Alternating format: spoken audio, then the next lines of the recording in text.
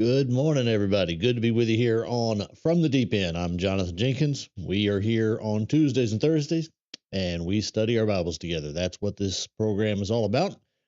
We are currently in a study of the book of Galatians. We'll be in the middle part of chapter 5 today.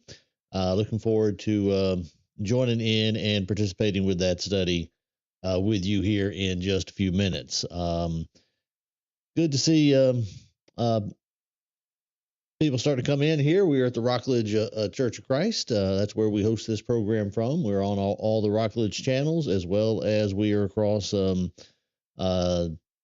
channels of Digital Bible Study, my personal work that I do. And so you can find all the links in those descriptions if you're interested in seeing some other material that we do produce as a part of this effort. So, having said all of that, I think we're all right, just checking to make sure things are. Yep, looks like things are going okay in terms of the streaming quality there. Just I thought I was having an issue there, but looks like we're good to go. So, having said who we got coming in, we got Jimmy in there. Hey, Jimmy. Tammy, good to see you this morning as well. Looking forward to our study today. Let's go ahead and turn our attention into that portion of the study, and here we are. As I said, we are in Galatians chapter 5. We left off on Tuesday, kind of wrapping up that section right there, about verse 7 down to verse 10 is what we covered, which means we got like 4 verses in. How about that? That doesn't happen very often. We may actually get a few verses in today. If I could, I'd actually kind of like to get all the way down through the end of verse 14. I'm not sure that's going to be possible. Probably will be. Let's see. Because that would be a good place to kind of wrap up this week, because as we get into this next section, starting in verse 16 of chapter 5, on down through the end of chapter 5, verse number 26, that will be a portion of study that is going to take a little bit of time to get through. Okay. That is a very commonly used passage in Galatians. It is also one that is, at the very least, a little bit misused. And it's going to take some time that we need to go through and discuss it. It's going to be, frankly, a repetition of a lot of things we've already talked about. But given the familiarity that people have with this text, rehearsing some of that material, I think, is going to be useful. That's going to take us at least a few sessions to get through as we go through that. And it's going to take us up here in the first 3 or 4 verses of that section. It's going to take us back to Romans chapter 7, because that is very similar to Romans 7. And frankly, a little bit of Romans 8 as well. So when we get down there, hopefully next Tuesday, that will be a part where we have to pause and take some time to talk about it. Okay. Once we get through that section, though, I don't think there's that much in chapter 6. There are a few things in chapter 6, but chapter 6 should be in terms of the pacing that we have for this class, chapter 6 should move us along pretty okay. I say all that to say this. I think we'll be done with the book of Galatians here. What is it? Mid-September. Maybe by the end of October, we might be through the entirety of the book of Galatians together. We'll see. That may not be exactly right, but we should be through there. Hopefully by the end of October, somewhere around that range. Which means I say all that to say this. My brain's already been thinking about what do we do next after Galatians. I did have the thought of, let's just turn the page of our Bible and go right there. Once we finish Galatians, let's just turn the page and go straight to the book of Ephesians. Ephesians is probably my favorite book in the New Testament. The only downside about studying Ephesians is that the theme of Ephesians is going to be a lot of repeated material that we just did in Galatians. So it wouldn't really be a change of of direction. We'd be talking about, it's a great book. I mean, that's what I said. Like I said, it's probably my favorite book in the New Testament. We'd be talking about some really wonderful things in this text, but it would be a repetition of a lot of the material that we've already covered. So, I do like the concept of just turning the page and going to the next one. So let me know what you think. We got probably at least 6 or 8 weeks, I think, before we are going to be dealing with that. But we are making some progress here. And we are, other than, as I just said, other than this section, and it really is those first three or four verses of the next section of Galatians, we are through most of the complexity of the book of Galatians. Okay. So we'll see how it goes from here. But today we are going to be in verses 11, probably down to 14. And we'll see where we get in from there in that portion of the study. So let's kind of summarize where we were wrapping up on Thursday, and we'll go from there. I spent a lot of time on Thursday, a good portion of our time. I actually let y'all out early. So we were out by 12:40 Eastern time or so, which I thought that was pretty good, actually. But we spent a lot of time talking about here, verse numbers 9 and 10, 11, 11's the whole lump. I have confidence in the Lord that you will take no other view, and the one who is troubling you will bear the penalty, whoever he is. And just remember what I talked about there. I cannot prove it. This could be something I am dead flat wrong on, but I think the one who is troubling you, Paul knows exactly who that person is. My gut would say to me, and it's just my gut, that there is actually a singular individual. We talked for some length about the plurality of those who are troubling you that appear earlier in the book and that appear again in chapter 6. And right in the middle of it, there is the one. All right. And the connection I made is, I think the one that's here in Galatians, if it is not exactly the same person, it is probably of the same characterization, in the same category. How about that? In the same category as the thorn in the flesh, the messenger of Satan over in 2 Corinthians. Again, my gut would say it's probably the same person. And I also made the connection to 2 Thessalonians 2, and that man who puts himself in the place of God in 2 Thessalonians 2, who's working the mystery of lawlessness. By the way, I don't have any doubt. Again, I can't exactly prove it, but I don't have any doubt that the mystery of lawlessness, it's not Roman, it's not pagan. Okay, that as of AD 50 something, when Paul says that's already happening, it's already at work, and the man of sin is already working. That's not some 21st century American thing. It's not dispensational premillennial. That 2 Thessalonians thing is a first century thing, and it is tied to the temple and somebody setting himself in the place of the temple. That's Jewish, right? There's no way. There's just no way that is the man of sin and the mystery of lawlessness. There's no way that is anything other than Judaizing teachers. I can't get my brain to accept any other concept. Can I prove it? No, because Paul does not in that passage. Paul does not, other than to use the temple and so on. Can't. I just can't get anything else in it. And then he talks about the signs and wonders that, the false signs and wonders that are there by, he attributes it to Satan. That sounds a whole lot like those false apostles over in 2 Corinthians chapter 11. And as I said a couple of classes ago, I would tie that to the Antichrist that are there that went out from us because they're not of us. Those are Judaizers. Got to be. And so I would bundle all of those passages together. I guess is the point I'm making. And it would not surprise me. Again, cannot prove it. It would not surprise me if the thorn in the flesh, the man of sin, and the preeminent Antichrist of the many Antichrists that have gone out into the world, and the one who is troubling you in Galatians. It would not surprise me if that's not the same person. Now, could be a embodiment of a kind of person who is doing that, and because of that, you have not just a singular Antichrist, you have many Antichrists going out into the world, which would sound a lot like the false Christ and the people proclaiming Christ is over here or over there. that are mentioned in Matthew 24. Okay. That would be probably the more functional way that happened. However, humans haven't changed. Humans haven't changed.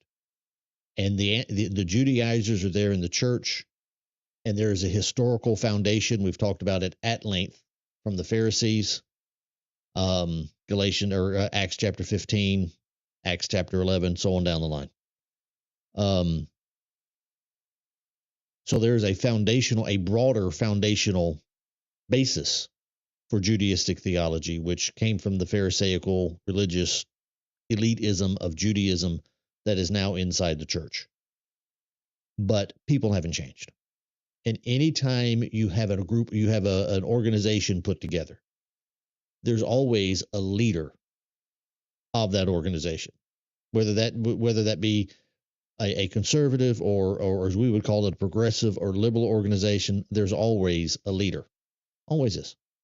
Okay, Charlie Kirk, who was killed week and a half ago now at this point, 8-9 days ago, founded Turning Point USA. Okay, big organization.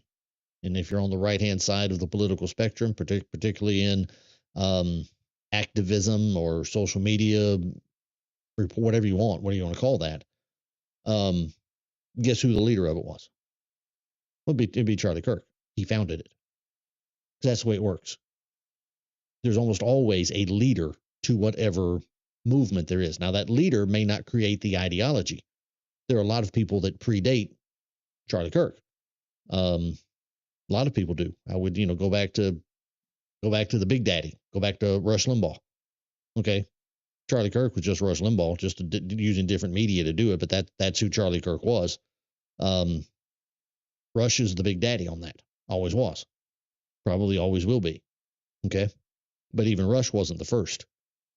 But there's always a leader. There's always somebody. For good or ill, there's always somebody.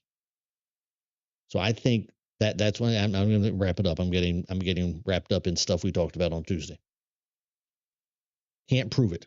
I could be dead flat wrong about this, but I'm not dead flat wrong that these texts are interrelated.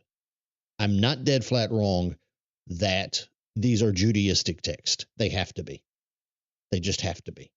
If you're trying to make this Roman Empire 3rd, 4th, 5th century, if you try to make it 21st century America, I'm sorry, I'm rolling my eyes at you when you say it, because there's no way that has any textual connection to the churches of Corinth, the churches of Galatia, and the churches to whom John writes in 1 John 1. Just doesn't.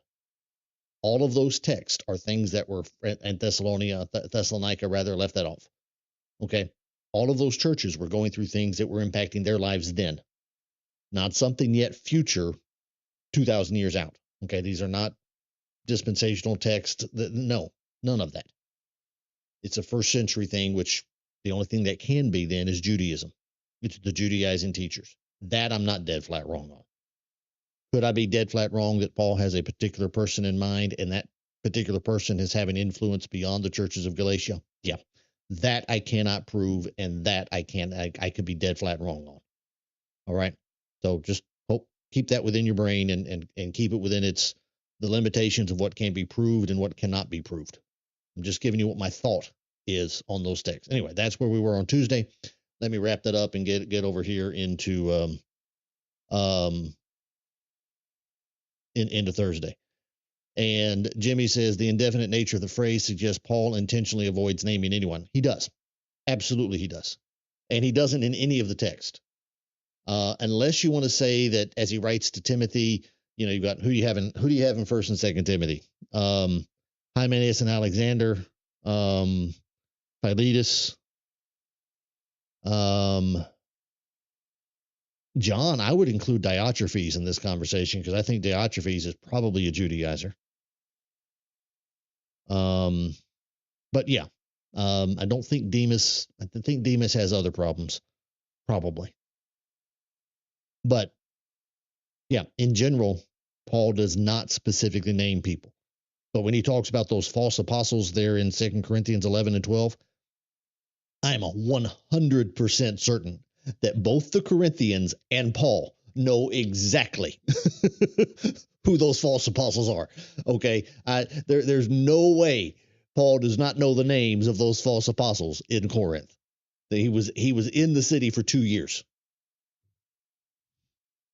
Wouldn't Can't prove this one either, but it would not surprise me one bit if those false apostles that are in 2 Corinthians or in the city of Corinth were not there during the 2 years that Paul was in the city himself. I just would not surprise me at all if those people are not members of the church there. Because that would make them a lot, because they would have, if they'd been members of the church there for 2 years when Paul was there, he would have laid hands on them. And at least for a time, those signs they disguised themselves as angels of light. At least for a time, I suppose if they went far enough off, the Holy Spirit would stop working through them. But at least for a time, they had access to the spiritual gifts that Paul would have given them. Okay? That would be a good starting point for your false doctrine. Again, cannot prove it, but that's exactly, that's where I would go with it. Okay?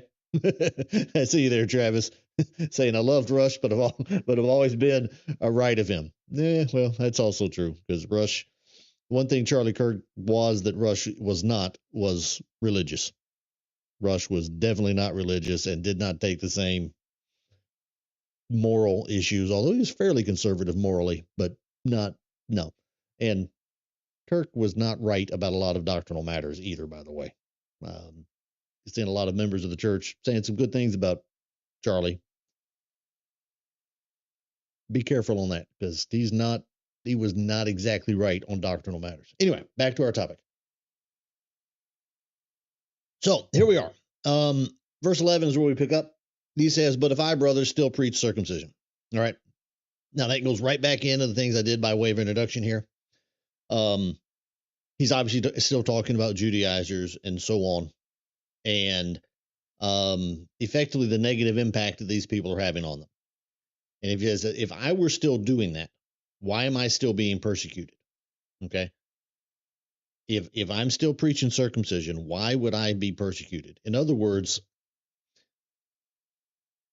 this is, again, kind of a concluding type argument to everything we've had through the first 4.5 chapters of Galatians. You Galatians are going to have to make a choice. All right.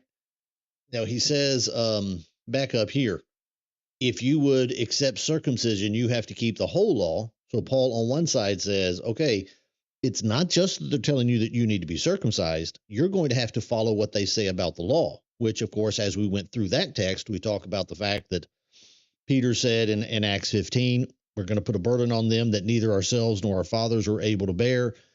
And Jesus, talking about these Pharisaical people, says about them that they don't lift their finger to do the things, to keep the burdens, rather, to bear the burdens, rather, that they're putting on the shoulders of those who are just like them, or that they're trying to proselytize, whatever that word is. They're not getting, none of that's going to connect. Okay. So on the one side, there's that problem. If you follow them, you're going to have to follow them for everything that they say. So you're going to have to do that. Okay. The end is that you are then severed from Christ. If you go down that path, you are severed from Christ. I think that's effectively what he's telling them down here. Okay. I have confidence that you are going to take no other view. This little leaven leavens the whole lump, which means, again, you're going to be, again, submitting to a yoke of slavery. You can't do it partially. You can't just keep circumcision based upon this Judaistic theology without keeping all the customs of Moses. And Paul says, I am 100% convinced that you're not going to go down that path. And let me rephrase that into Jonathan language. He says, you can't be that stupid to follow that. That's effectively what he's telling them. There is no way y'all are that stupid to go do that. Don't ever think stupidity has limits. It does. It does. Sometimes it just keeps going, and maybe they did, but that's what Paul says here. Okay, and then he says, I take it to mean this: if you're going to accept circumcision, Not only do you have to keep the whole law, not only are you severed from Christ, not only are you going to go down the path of the one who is troubling you, that's going to be, you're going to have to bear that penalty along with him. But what you're also going to have to do is give me up.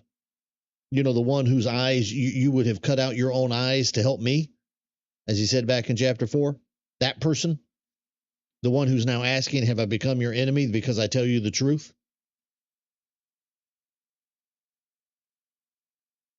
You can't have me and the doctrine of circumcision.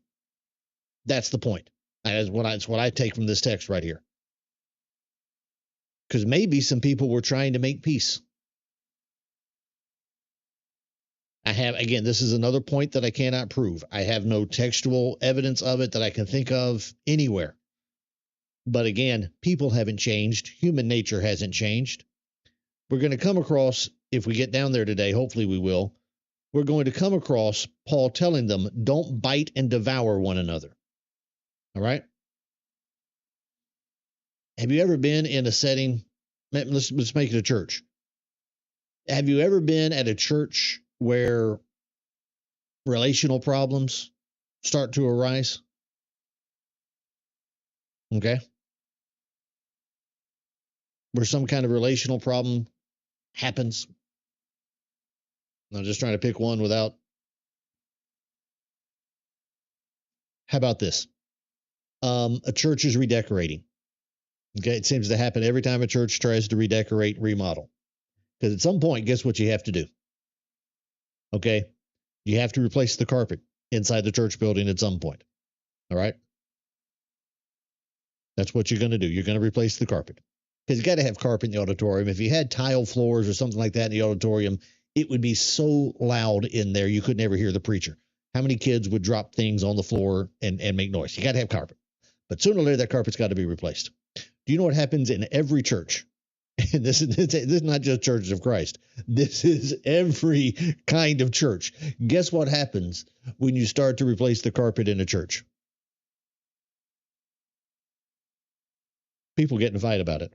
It's just going to happen. It may not be like a mean fight. It may be too small of a fight to matter over this, but sometimes it's not. Sometimes you can split churches over these kind of fights because the argument over the carpet or what color paint to use on the walls or whatever it is gets so heated that people end up parting from each other.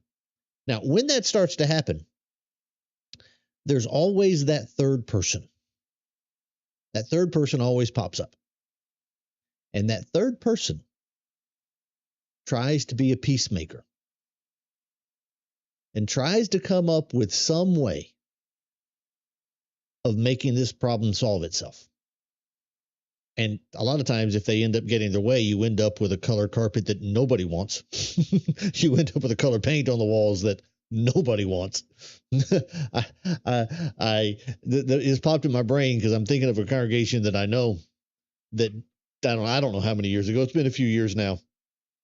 They went through this process. They remodeled their auditorium, and it needed it. It had been that auditorium was.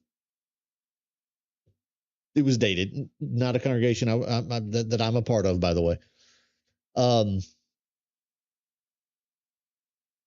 They ended up with something that the next time I went by that auditorium, the next time I was there, I looked at it and went, wow, that is a special color combination y'all got there. That is special.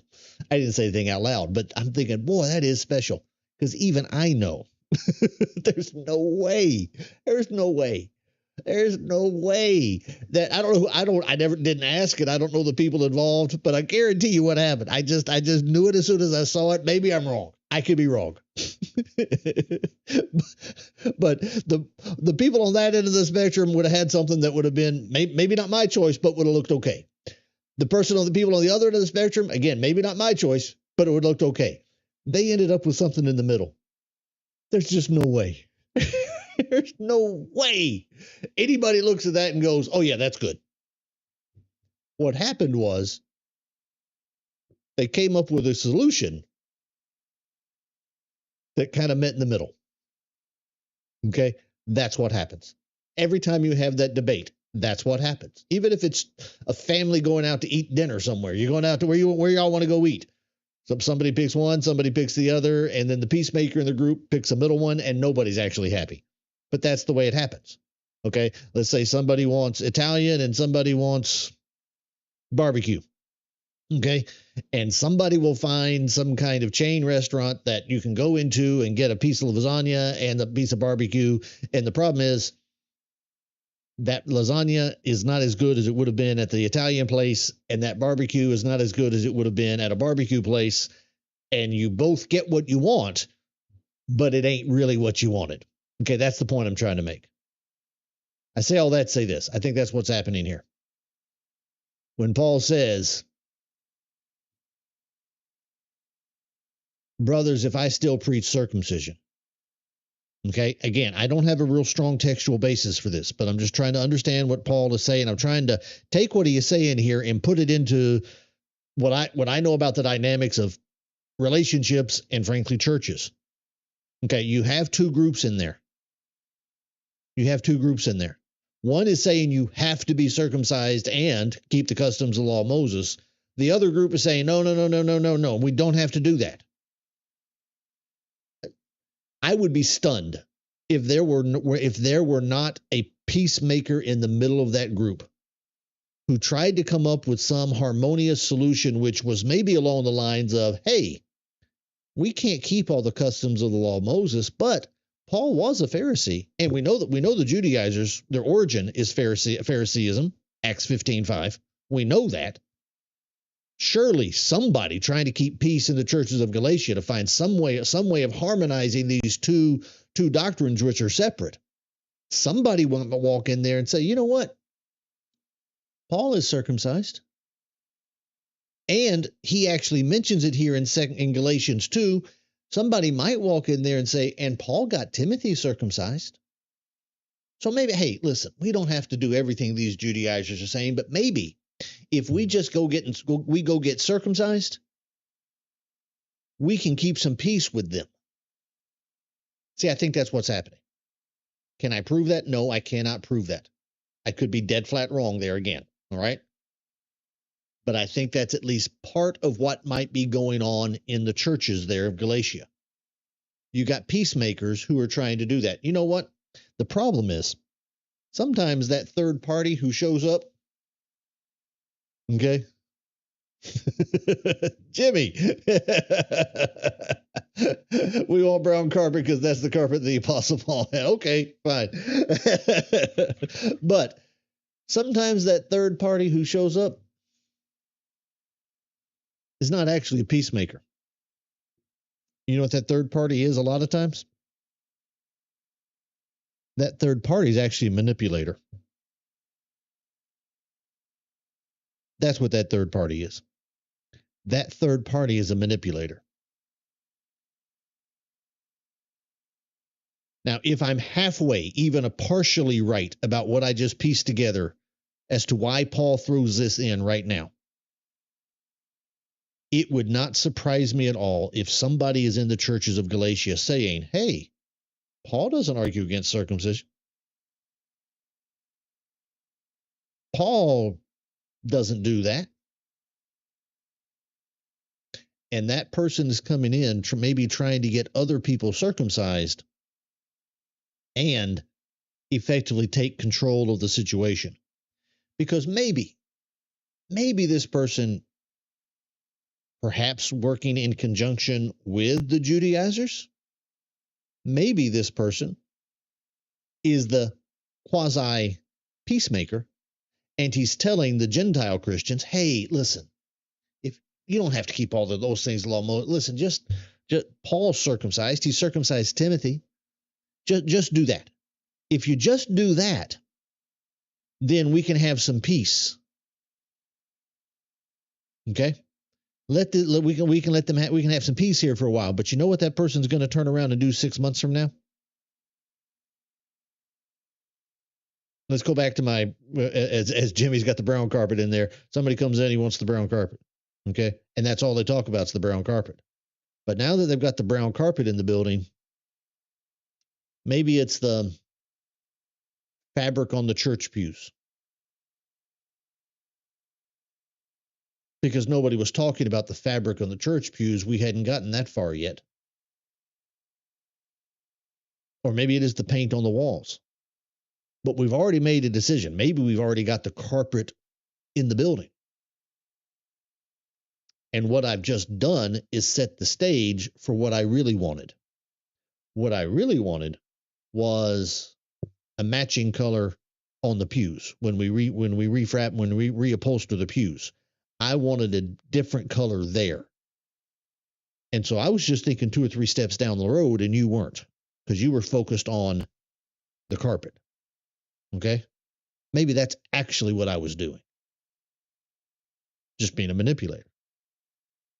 All right? And so if somebody is playing that, some kind of version of that role in the churches of Galatia, he minimizes the role of the Judaizers coming in as a peacemaker, and he says, hey, Paul's circumcised. Just do like Paul does. I become all things to all men. That's Paul's language, 1 Corinthians 9. Just do that. Now, 6 months after your Gentile men have gone and been circumcised, guess what he's going to come back and say then? Well, y'all are circumcised.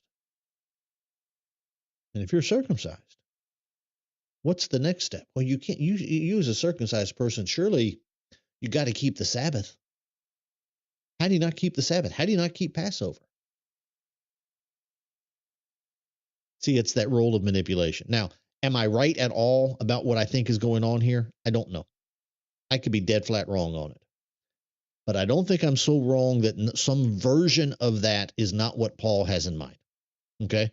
And he's making it, as I understand this text, he's making it very clear at this point.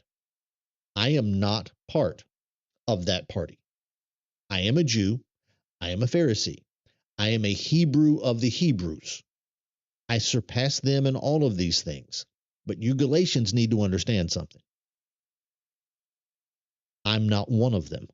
I have no connection to them. If you go down their path, number one, you're going to have to keep the whole of the law.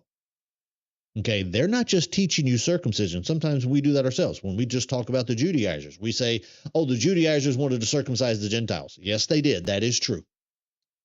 But that is only the beginning point. They, to use the language of Jesus about these men, go back to Matthew 23. Jesus says about them that, there it is.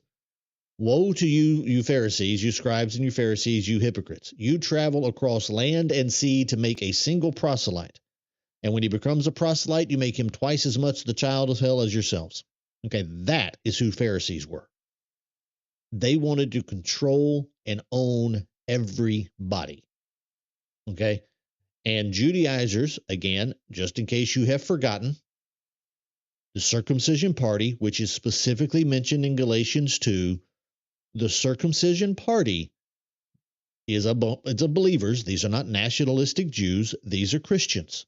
But they are Jewish Christians who belonged to the party of the Pharisees. Okay? They still did.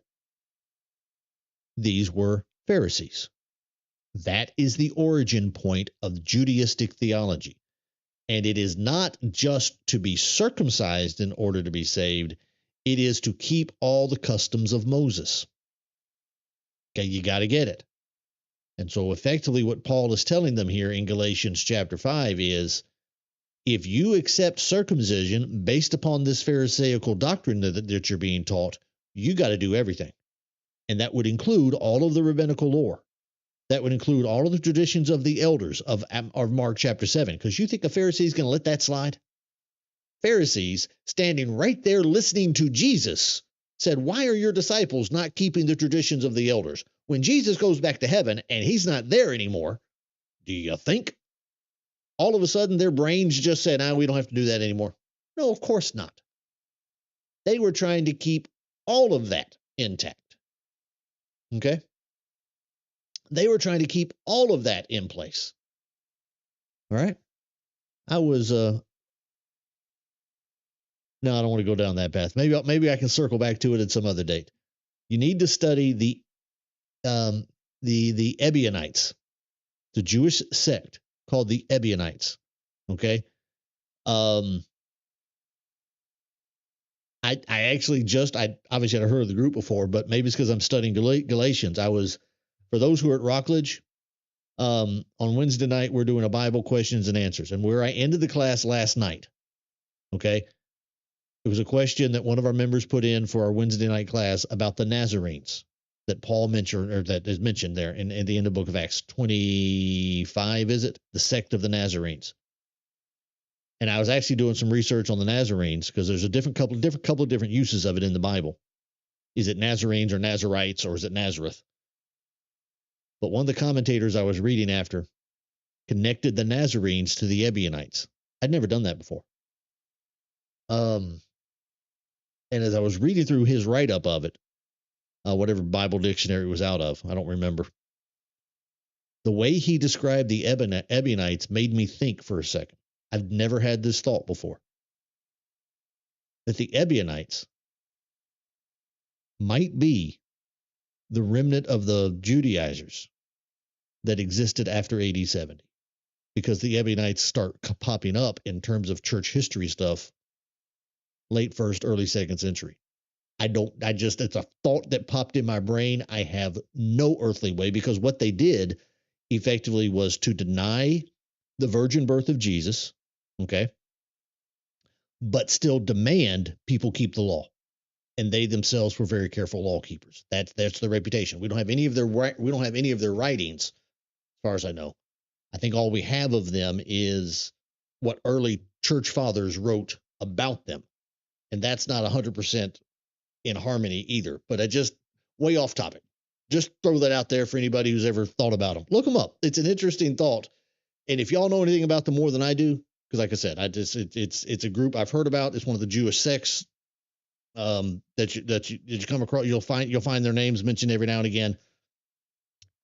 It was a new thought for my brain. I had a new thought in my brain yesterday that, at the very least, I think could be, maybe, could be. Anyway, back to our topic. Just throw that out there. Every man who accepts circumcision, you're obligated to do everything they say. Okay. And Paul's making the point here. If I'm separating here, or I am separated from them, okay, I do not still preach circumcision. All right. I got some long comments here. Hey, who we got coming in? Good to see you this morning, David. Patricia, good to see you. Arlene, hey there, Arnie. Okay, Jimmy, what you got here, man? He says, my home congregation many years ago remodeled and ended up with brown carpet, pink pews, and pink floors. I don't know if is that the truth, Jimmy? Is that actually what happened? I've got that. You just, okay. Hey, PD, good to see you this morning. What you got there, Vicky? What's Vicky say? Good morning. I usually listen in the afternoon. Such an informative study. Thank you, Jonathan. Also, Eric Owens just completed a gospel meeting for us. Man, y'all must have booked that out about 2015. Because we got, here at Rockledge, we have Eric's brother, Greg, coming in next month. Greg Dismuke will be here next month. Okay. 2 reasons for that. 1, Greg is really, really good. And frankly, I'm going to say it out loud. I'm going to say it out loud right in front of everybody. Okay. If I had to have one of them for a gospel meeting, well, both choices would be awesome, because they're 2 of my top 3 pulpiteers, if you will, in the Lord's church right now. I know 2 of the 3. One's Greg Dismuke, one's Eric Owens. But if I want to have just be an old-fashioned gospel meeting, Eric is too calm. He's too nice to people. Greg is exceptionally nice to people too, but Greg's got a little spunk in him that Eric just does. Eric has it. He just doesn't let it out as much. Greg lets the spunk out a little bit. We got Greg coming in. The other reason we got Greg coming in is you can book Greg. This congregations he's at, let him do, I don't know. I don't know how many he does. He does 15 gospel meetings a year. Eric can't. Eric's booked out longer than that. It's really tough to get Eric. I'm pretty close to Eric. I'm one of his friends. I tried to get Eric here. I would have to lean on him pretty hard. I am friends with one of his elders too, where he preaches. I need to lean on that elder and see if I can't get Eric booked here for Rockledge sometime this decade. Anyway, off topic. But hey, Eric I'm sure he did outstanding job for you. He always does. Anyway, what we got here? Jimmy says, yes, it's absolutely true. Have mercy, Jimmy. Have mercy. Okay. You got any pictures? All right, back to our topic. So he says then, why am I then still being persecuted? All right. So again, another phrase that makes me think that at least someone there is trying to obfuscate or cloud in some way, conflate what Paul was teaching to the Judaizers to make some kind of harmony between them. He's trying to do that, create some kind of harmony between them, whether that is a third-party peacemaker or whether that is a third-party manipulator. I don't know. My guess would be manipulator. That'd be my guess. Okay? But I believe Paul is in this because he's already done it. That's effectively what the end of chapter 4, you're not according to the flesh, you're according to the spirit. You are not, we are not of the, let me scroll that up there. We are not of the children of the slave, but of the free. Okay. Children of the slave is not depravity. We've had that conversation. Children of the slave is a rule-based elemental principle of the world paradigm that the Judaizers had to have. That's the basis of their doctrine. Paul says we are not that. There is no harmony there, and that's chapter 1. You've left the gospel to a different gospel. Not that there is a different one. All right, this is binary, truth, false, right, wrong. Okay, that's what you've got. Nothing, no harmony here. All right, and that's what Paul is getting to right here. If I am still preaching circumcision, why am I still being persecuted? Why would they still be after me? Why would they be following me around from city to city to city? And by the way, this is not Roman, right? Not Roman. Now, Paul would eventually end up in Roman jail. Yes, he would. But what got him into a Roman jail? How did he end up in a Roman jail to begin with? Oh, that would be Jews. That would be Jews. Not Judaizers. No, Jews in the temple. That's who was there. The persecution was Jewish. I'm interested. I want to see what our commentator that I use sometimes, this evangelical guy. I want to see what he says about it. Apparently Paul was charged with still preaching circumcision. That's what I was getting at. Certainly before his conversion, he did that. Okay, that's right. Could be interpreted as favoring circumcision. Hey, I'm actually agreeing with an evangelical commentator. So far, at least, we'll see. Paul countered with a simple question. How is he still being persecuted? If Paul preached, so he goes basically the same path. Okay. Let's see what he says. But it had not, because people still found the gospel message, which proclaims man's total. Aha! I knew it.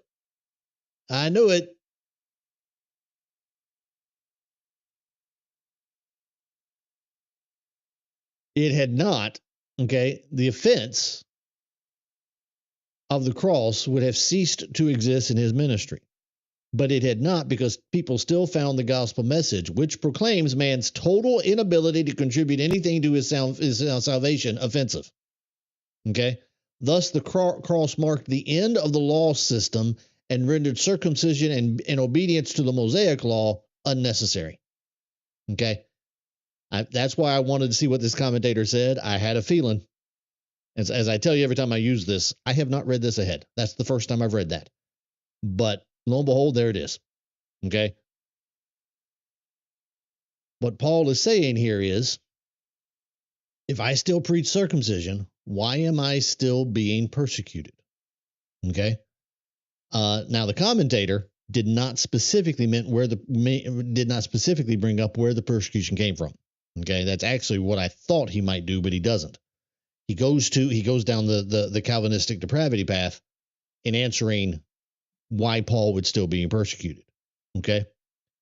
But he then talks about, in that case, the offense of the cross has been removed. Now, his idea, that commentator's idea, is that the offense of the cross being removed is because Paul was proclaiming man's total inability to contribute anything to his salvation.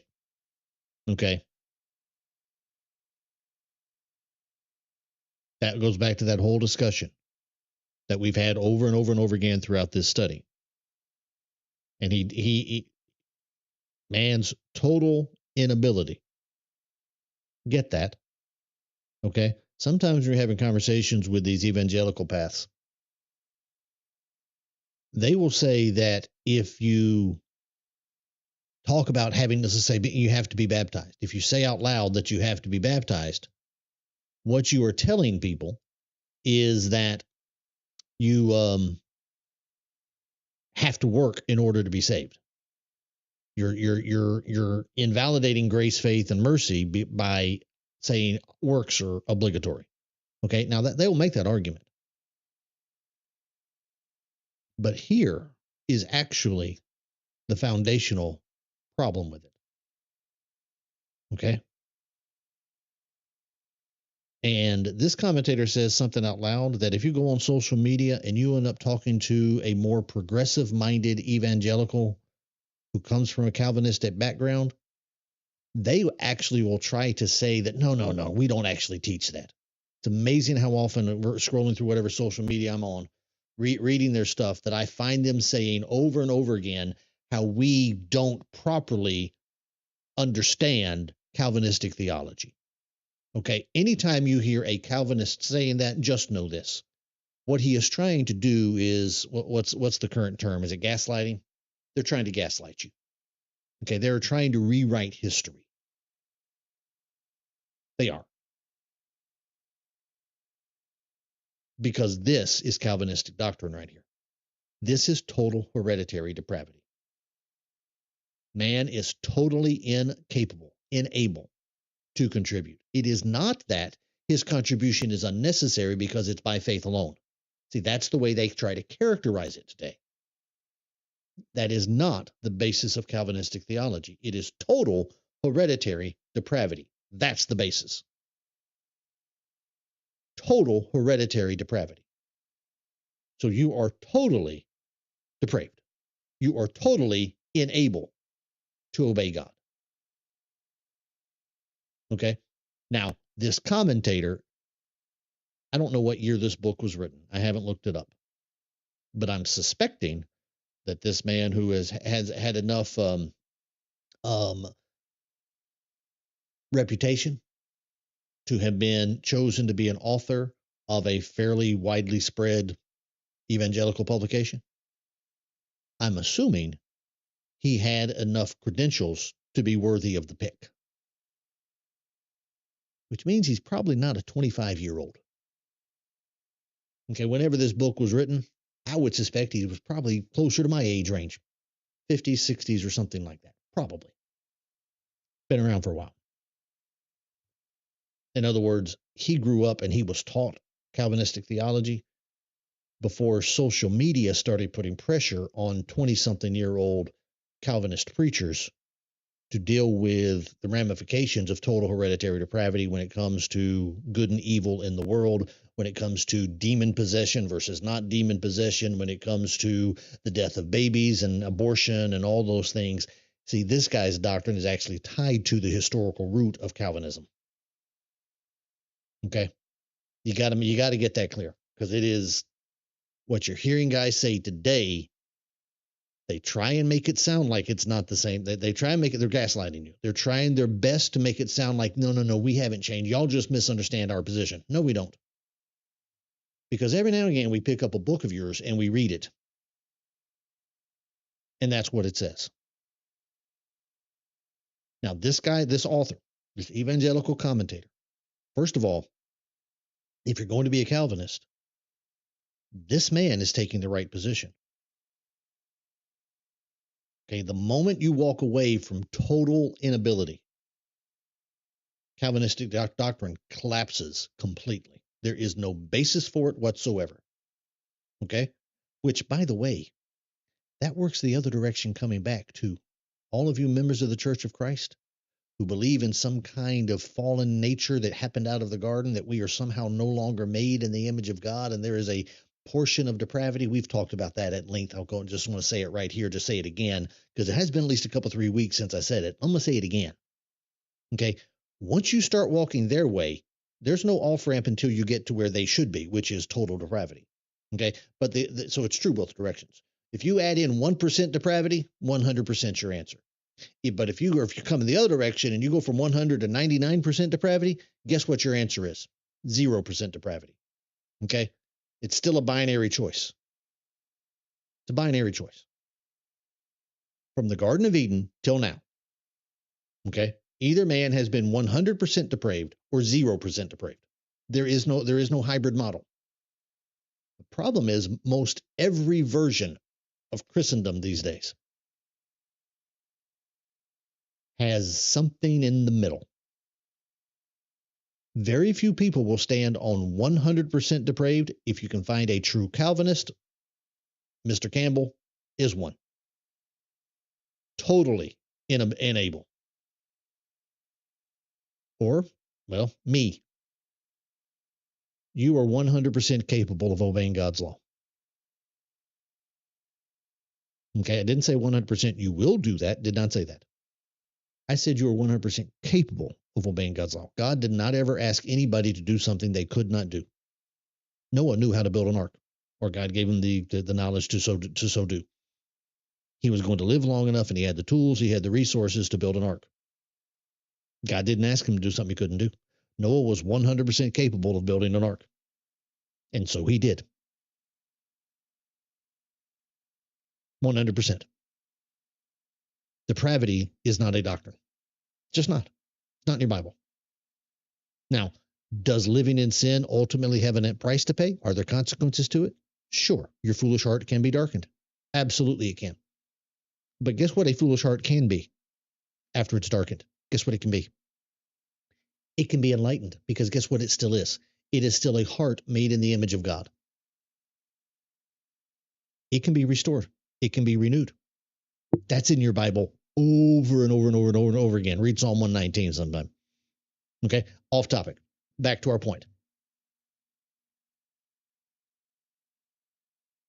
The doctrine here is not depravity. Okay, the persecution is coming from Jews, and it's based upon the Gentiles have to be circumcised and keep the customs of Moses to be saved. The offense of the gospel is not works-based salvation versus faith, justification by faith alone salvation. No. The offense is Judaistic theology. That's the offense. And what Paul is arguing here is, if I'm still preaching circumcision, there is no change in anything. Okay? If you still have to preach circumcision, and when he says preach circumcision, please understand, he's talking about those who accept circumcision, those who are obligated to keep the whole law, and those who are the children of the slave woman. Those who then are tied back to the elementary principles of the world that enslaved both the Jews here, verse 3 of chapter 4, and the Gentiles, verse 9 of chapter 4.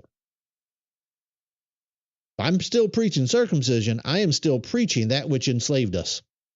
But you Gentiles need to understand, the same thing enslaved you, even though it was to idols. So if I'm still preaching that, the offense of the cross has been removed. Ta-da! But if you remove the offense of the cross, guess what? You are submitting again to a yoke of slavery. What is the slavery? The slavery is not the law of Moses. See, that's where this commentator goes flat wrong.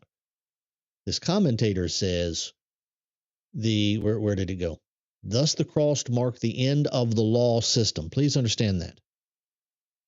Okay, I've looked at this over and over and over again with you from this commentary. The cross marked the end of the law system. Okay? The law system is legalism. The law system, in his construct of this that we've been through, is the exclusion of justification by faith alone. It is legalism.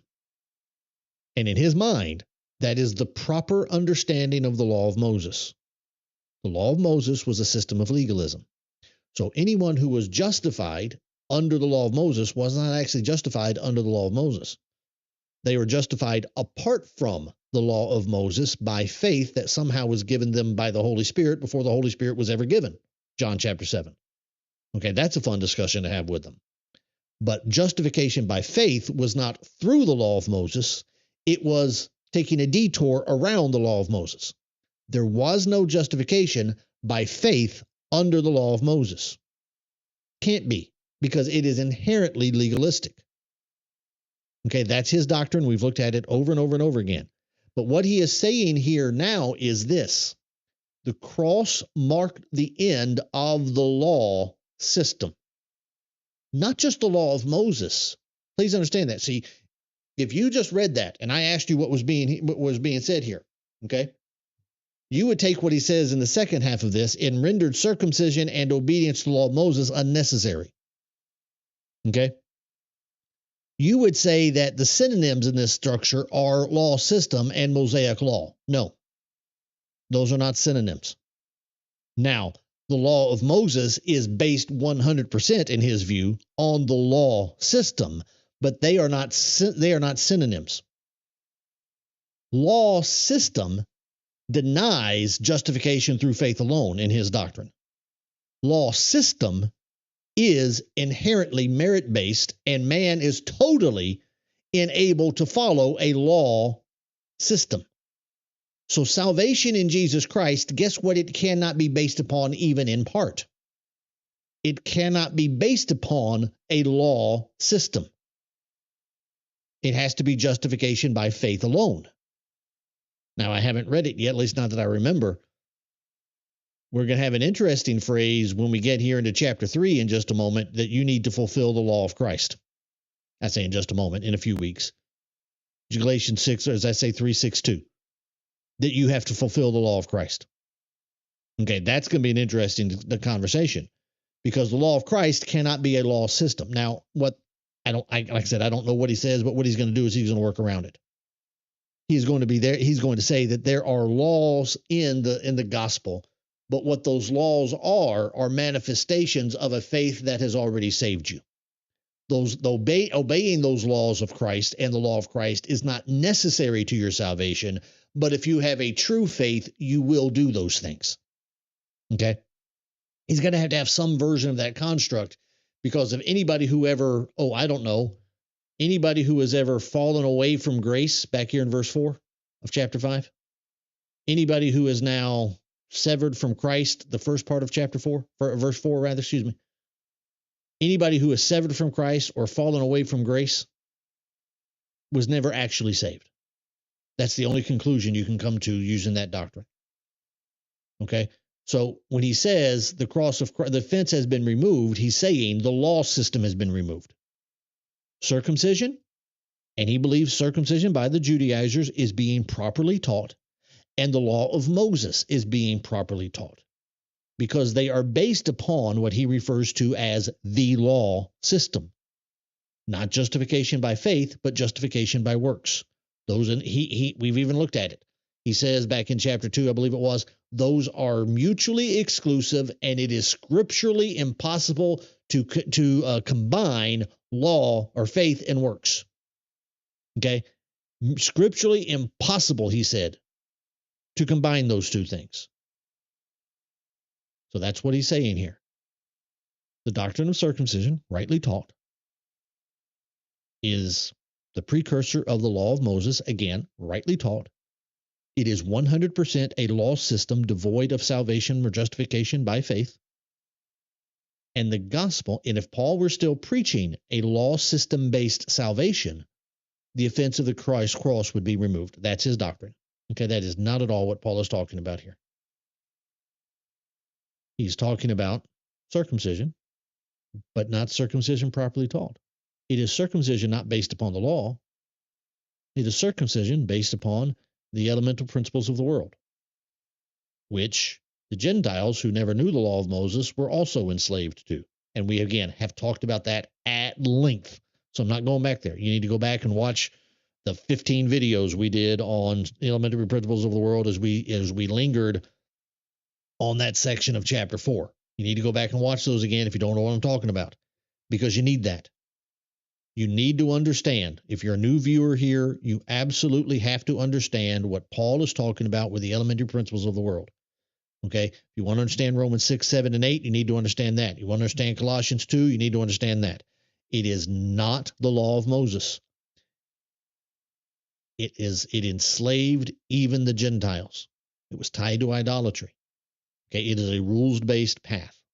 Okay? That is not the path of the law of Moses per Romans chapter 9, verses 31 through 33.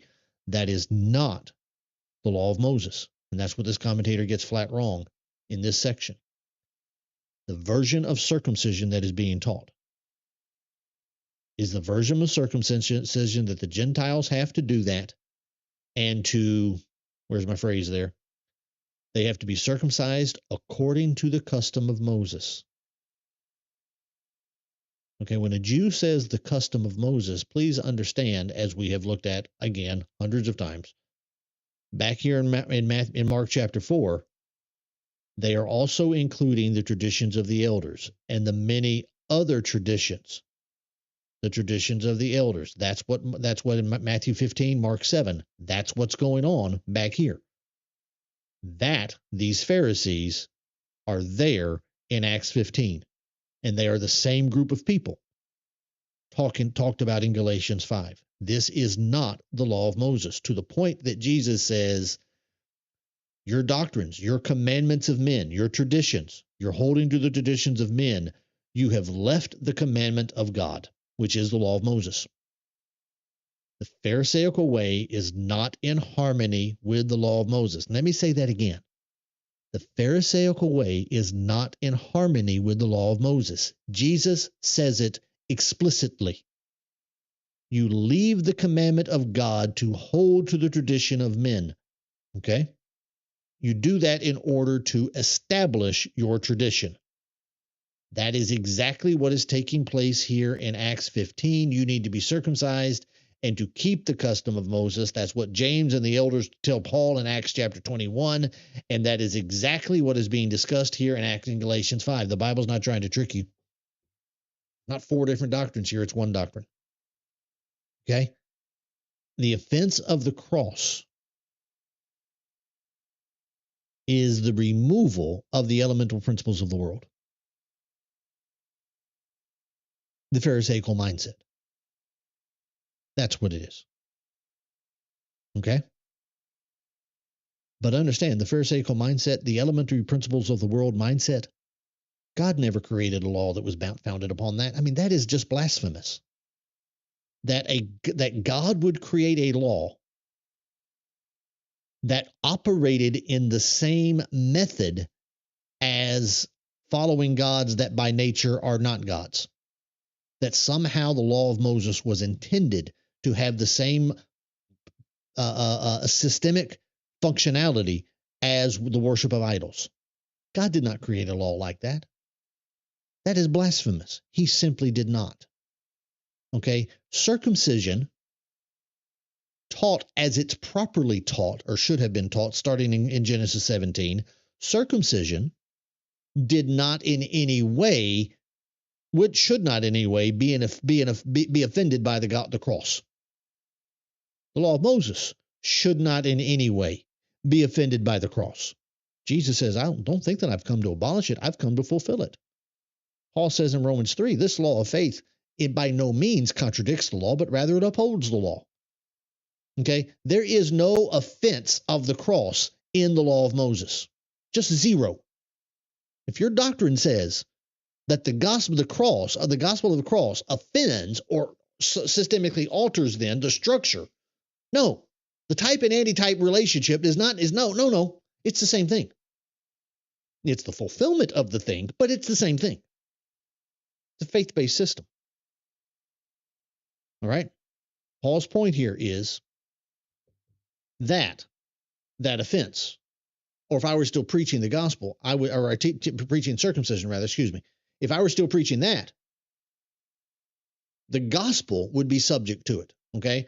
Now that's a valid point because the gospel, guess what? If you can worship the law of Moses in conjunction to the elemental principles of the world, and if you can worship idols in conjunction to the elemental principles of the world, guess what?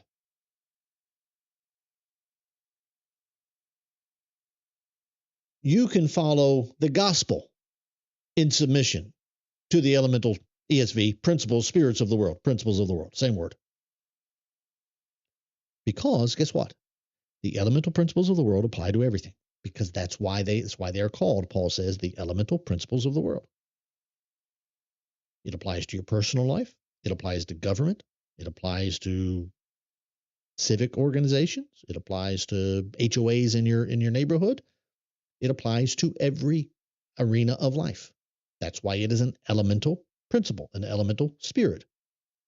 Same Greek word, by the way. Let me say that again. Same Greek word. Same word, same phrase. It is the elemental principle of the world. What separates that is faith working through love. Okay? That's the offense of the cross. Okay? Your marriage, if it's a good one, your relationship with your children, if it's a good one, or your parents, is not based upon the elemental principles of the world. If you base your relationship, any relationship in your life, upon the elemental principle of the world, it will fail. It just will. What you need is what we talked about, I think, on Tuesday some. You need faith working through love. You need to work. It takes a lot of work to make good relationships work. You need to trust each other. You need to have faith in there. And guess what? The work that you're doing needs to be done through love in both directions.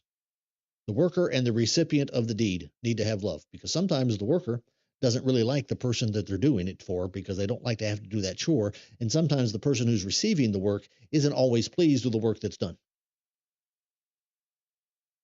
So what harmonizes that is faith and love. We trust each other and we love each other. Ta-da! Guess what? Guess how your relationship to God works and has worked since the garden in exactly the same manner. That is not the elemental spirit of the world. The elemental spirit of the world is exactly different. It's contract based. You sign a contract with your employer. You show up. I'm going to show up. Our office hours here start at 9:00. Bang. I'm supposed to be here at 9. If I show up at 9:05, well, here it doesn't really matter what time I show up because it's faith working through love. It's relationship based, not contract based. But in a corporate setting or whatever it might be, if you show up at 9:05, they cut your pay. You do it too often, they fire you. Okay?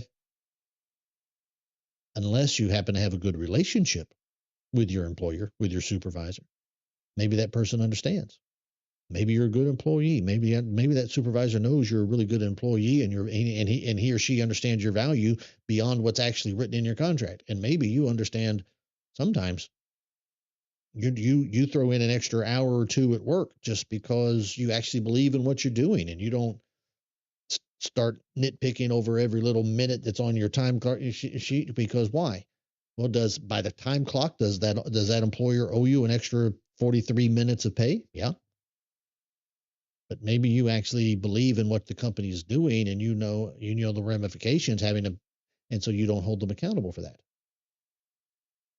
See, there's still a contract, but it's faith working through love.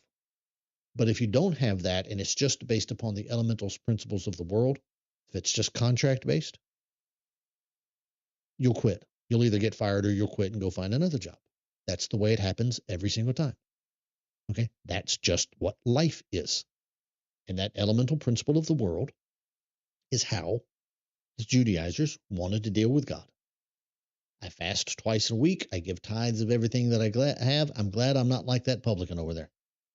Contract based. The law of Moses was never contract based. The patriarchal age was not contract based. The gospel is not contract based. Relationship to God has never been contract based. I would even argue prior to eating the tree of the knowledge of good and evil was not contract based. Oh, now there was a parameter on the contract, and there was a non-negotiable item on that contract.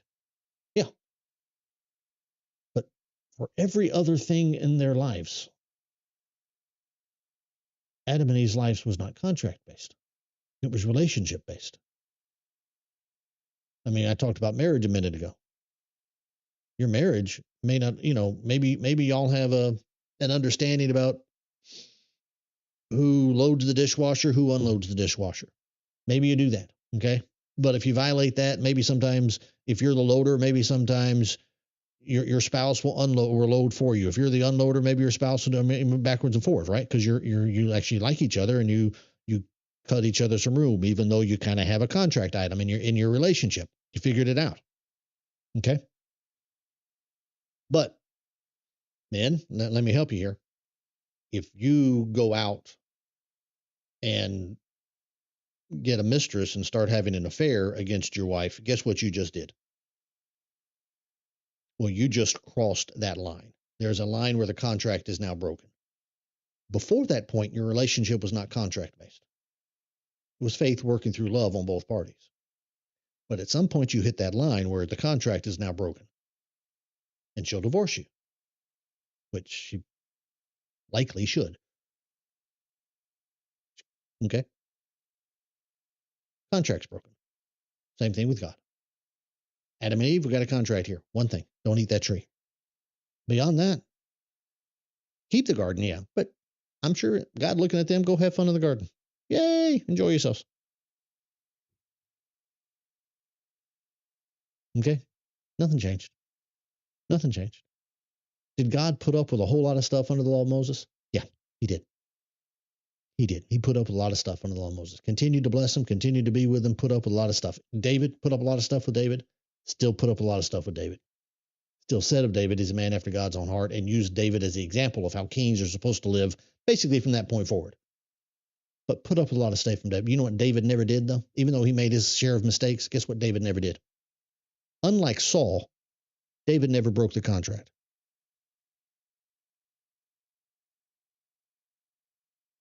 David messed up, but he never lost faith, never abandoned his works, and never lost his love for God. Not contract based. All right, I need to get back to my point. So there you go. All right, he says there in verse 12, I wish those who would unsettle you would emasculate themselves. So I think we talked about this some on Tuesday. That's ESV's rendering of it, and it's exactly what you would think that it says. That word emasculate means exactly that. Okay. We're dealing with a passage here of circumcision, and that's what that word, and that's a circumcision that's cutting a little too deep. If you can fill in the blank there, that's what's going on there. Okay, they're unsettling you, and I wish they would cut themselves off. Now, I'm guessing that's at least partially metaphorical coming from Paul. I mean, maybe not entirely metaphorical. I'm given Paul's lack of tolerance of fools. If they did it, I'm not sure Paul would be actually overly upset with them. However, I'm going to think that at least partially, that's at least metaphorical. Okay. Maybe cut themselves off doctrinally, stop saying that stuff, maybe cut themselves off from the churches of Galatia, maybe get out of there. Take it for what it's worth. All right. But that's a strong language. And that's a proper translation of it. What's a King James says it? King James has, where is it? It's too far. I wish they were even cut off, which trouble you. Okay. King James translates it as if that were something else, something that would help happen outside of them. All right. So it's not actually their doing, it's somebody else's. Okay. ESV translates it as if he wished they would do it, that they would emasculate themselves. Okay. if you want to get a little bit, and why the translational difference, it's not a. Let me show it to you.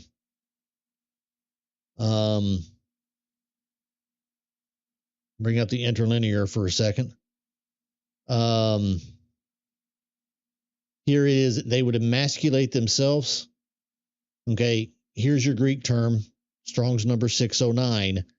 But look at the. I really should know what that unit is called. There has to be a proper name for it. I keep forgetting to look it up. Okay, but that is those 4, 5, 6 characters. There's got to be a name for that. There's got to be a single English word that describes that. But there it is. It's a verb. That's the V. It's the F. It's future. So he wishes they would do it in the future. And here's the one that matters. Okay. Well, it is indicative. Let me get that. It is indicative. And then it is third person. That's the themselves. Okay. And it is plural, the plural part of themselves. So third person, talking about them. So not me and not you, but them. Okay. It is indicative, an action, a command, if you will. Okay. But the translational difference comes from the M. The M means middle voice. All right. And that's what you've got there. That's what the King James takes the middle voice and translates it as if somebody else was doing it to them. Okay. The ESV takes the middle voice and translates it effectively as a first person voice, an active voice. English, we don't do that well because we don't really have a middle voice in the English. We have active and we have passive. Okay. Active voice in Greek or in English would be the ball kicked. I kicked the ball. Okay. I am kicking. Ball is the object. Okay. That would be the active voice. It works same in the Greek. Okay. An active voice in the Greek translated in English would be I kicked the ball. Okay. Passive in English, what would be the ball was kicked. That's passive, right? So the ball is now the object of the active is now the verb of the subject, the subject of the next sentence. The ball was kicked. So the ball was kicked by something else. Okay. In the Greek, it'd be the same thing. A passive verb in the Greek means that it's why most of the baptism verses repent, active voice, you do it, Acts 2:38. Yeah, let me make sure I'm right on that. It's got to be right. Been a while since I looked it up, though. I just want to make sure I'm not misremembering something. Where did it go? 38. 38, there it is. Okay. Repent is aorist active. Okay. And then be baptized. Okay. So verb is the aorist tense. Okay. So it is a completion of that. And then active voice. So you repent. And then you, verb, and again, aorist. So it's a singular completed action. And then it is passive voice. That's the P. Okay. Passive voice. You be baptized. Baptism is always passive. All right. And when it's put in the verb form, it's passive because you don't baptize yourself. Okay. You are baptized. So there's an administrator of the baptism. You submit to the act of baptism. Okay. That's the passive voice. Go back here to Galatians 5. Middle voice. We don't really have a good middle voice in the English. Okay. It would be something along the lines of I kicked the ball was kicked. It would be something along the lines of the ball kicked itself. Or maybe the ball was kicked by itself. Something like that. Middle voice. But that's not exactly right. Okay. The middle voice can have some kind of external influence, but you are also then involved in the process. And so the translators of the King James took the middle voice and effectively translated it in English like a passive. Okay. Which would make sense because I wish that they were cut off. Okay. If you take that literally, if what this emasculate and you take it literally in dealing with circumcision, when you are circumcised, typically somebody else does that for you, right? So that would be passive voice. Okay. Here, though, The ESV translates it as active. I wish they would emasculate themselves. Okay. In English, that's typically, we would consider it to be active voice. All right. But in reality, if you're going to emasculate yourself, what are you doing? Well, I guess theoretically you could do that yourselves. I guess you could.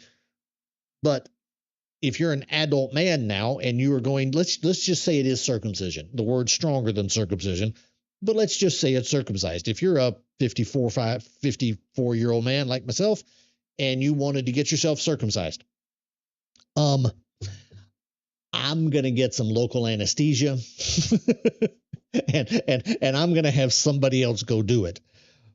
But I'm going to consent to the action. So in some sense, I am circumcising myself, yes, because I consented to it. I began it. But in the other sense, I'm not actually doing it myself. I'm going to let somebody else handle that while I cringe. Okay, that's what I'm going to do. All right, so middle voice. So if I bring all that up, just because if you're using two different translations here, you get two really different meanings, and we don't see it in the English. All right, I hope that's at least, if you ever read it in two different versions, that's what's going on there. It's just how are the translators dealing with a slight difference in English and Greek about the use of the middle voice. Okay. What you got there, Jamie? To emasculate means to deprive a person or a thing of strength and effectiveness. That's what it is, and that's the English translation. The King James translates it cut off. Okay. And that's if you look up this word, okay, can you see it? If it's big enough to see on the screen or not. The definition here, let me just go ahead and pull it up. Here it is: to cut in such a way as to cause separation. Okay. So in English, Jimmy, you're right. When you emasculate someone, typically we use that talking about men, right? If a man has been emasculated, he has been, his masculinity has been removed or caused to be, there is a lack of strength or effectiveness of his masculinity. Okay. So we use it kind of in that sense metaphorically. This ain't metaphorical. We're in a conversation of circumcision. If you take it as precise as perhaps maybe Paul is talking about circumcision, I don't think he is, though. Just like this tree, that the quote here from Matthew 3, where the Greek word here is abound, this tree is going to be cut down and thrown into the fire. So this tree, which is growing on the earth, is going to be removed from the earth and thrown into the fire. This is not circumcision that Paul is alluding to, I don't think. I think he's talking about castration. I think that's exactly the path he's going down. Now, again, as I said earlier, is he meaning that literally? I actually want them to physically castrate themselves?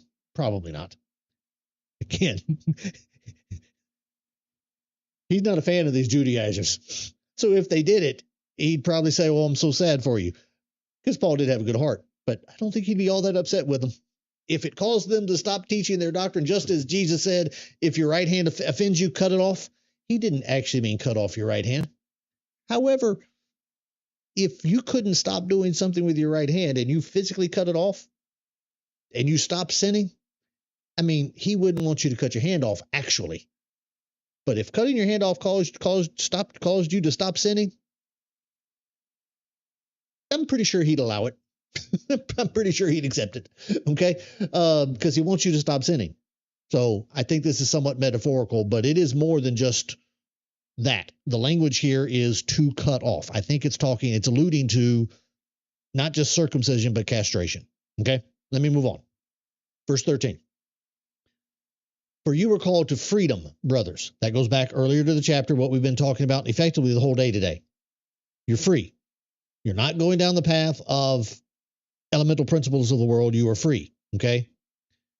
Brothers, only do not use your freedom as an opportunity for the flesh. Okay.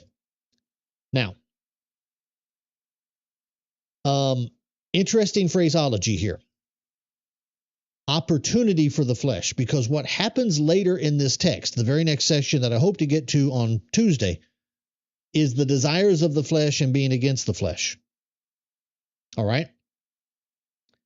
I have said to you repeatedly through this construct, this construct, but also through this class. When you were reading this phrase, for the flesh, in Paul's writings, he is not talking about depravity. He's just not. What Paul is talking about here is the elemental principle of the world. Okay? And specifically within this context, within its connection to Judaism. All right? Now, it could be that. Do not use your freedom as an opportunity to accept circumcision and that which is being taught. Let me say it this way. How about opportunity of the flesh could be a reference back to chapter 3 and verse number 3, isn't it? Where Paul says, are you so foolish, having begun in the spirit, are you now being made perfect by the flesh? Okay, which would connect to chapter 6, where Paul says, there are some of you who are, where's verse 10, isn't it? No, it's not verse 10, it's verse 8. Some of you are sowing to his own flesh. Okay, that is not depravity. You are trying to make the flesh better. You're trying to be made perfect by the flesh. How are you doing that? By submitting to regulations, by observing days and seasons and so on, chapter 4, by submitting again to the yoke of slavery, the elemental principles of the world. That's Colossians 2, that's Romans 8, that's Romans 7. You're trying to go down that path. Okay? It is possible that that is what Paul is talking about here. Okay, I like that construct really well if that's what he's talking about. Because what he is then saying is, it is a further elaboration on what he just said. I don't preach circumcision. There is the doctrine of elemental principle of the world, circumcision, that you're hearing, that's being taught in the churches of Galatia. That is a false gospel. That doctrine has zero compatibility with the cross. There is no harmony between them. Okay, and that's what I just spent the last 30 minutes talking about. Perfect harmony between the law of Moses and the gospel. God wrote them both. They are in perfect harmony with each other. Okay, our commentator said, no, law of Moses, scripturally impossible to combine them. That's his language from back in chapter 2. Okay, I didn't bring it on the screen, but we've looked at it several times. That's what he said. Okay, or was it chapter 3? 2 or 3. Okay, that's what he said. Scripturally impossible to combine faith and works. Can't do it. Okay? Can't do it. Paul is agreeing with that because the Judaizers are not teaching the true law of Moses. They're teaching the elemental principles of the world law of Moses. Okay? What Paul is saying is that you have been given freedom. Not freedom to go out and sin, but you have been made free from the elemental principles of the world. You stand free. So don't submit again to the yoke of slavery, which is, again, the elemental principles of the world. Don't do it. But you're trying to be made perfect by the flesh. You see, you got to keep that in your brain. Okay? Paul could be simply stating that here's what you could do. Okay? You could use the freedom that you have to give space for fleshly perfection. I'm not sure if that's what he's saying here. I've got another thought I'll share with you here in just a second, and I think it's probably the right one. But I want to bring this up because I can never get it all the way out of my mind on this text.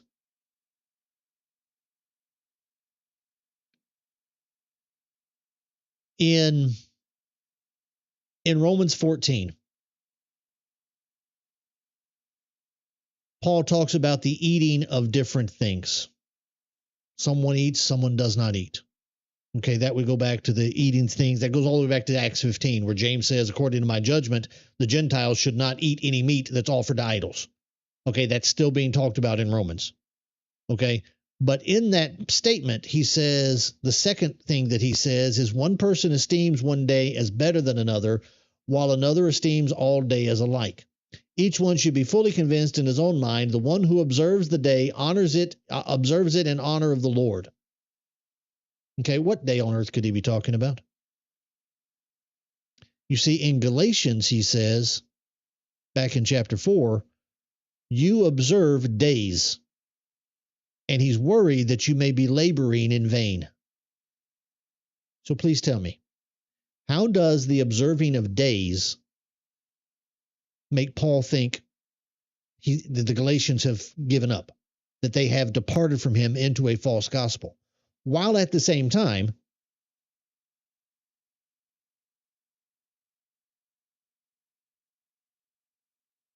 I was just, sometimes my Bible program drives me nuts. There it is. See, I am not happy with my Bible program right now. Excuse me. Okay. At the same time, the one who observes a day does it in honor of the Lord. Why is it okay in Romans 14 and not okay in Galatians 4? You see, what's the difference? See, here's the difference. In Galatians 4, they were doing it because a teacher told them, you have to do that in order to be saved. Elemental principle of the world.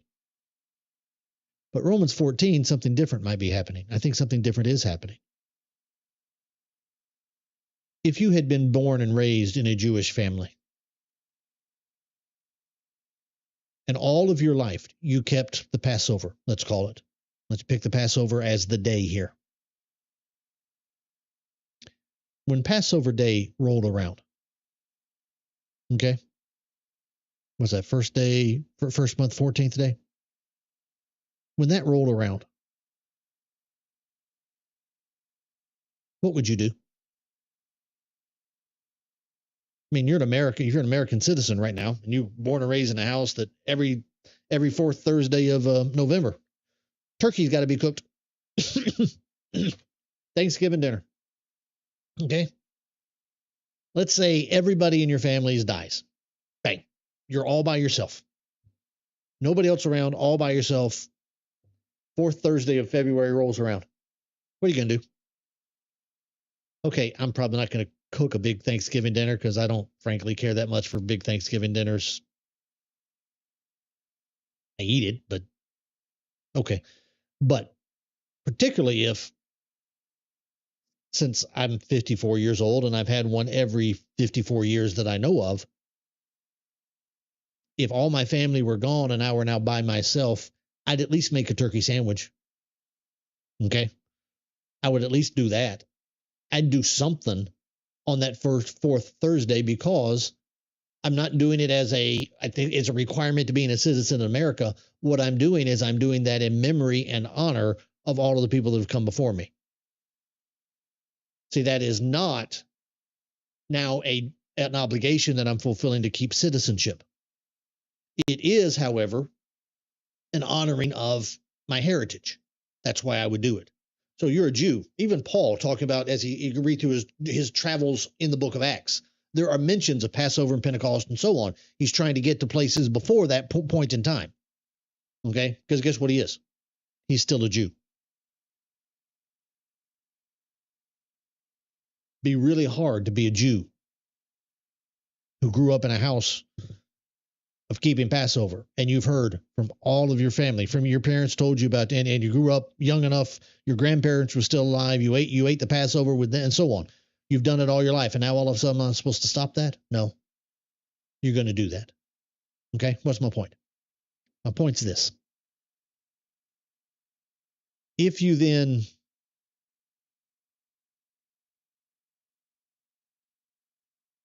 did that, you could use your freedom as an opportunity for the flesh. It's possible what he means here.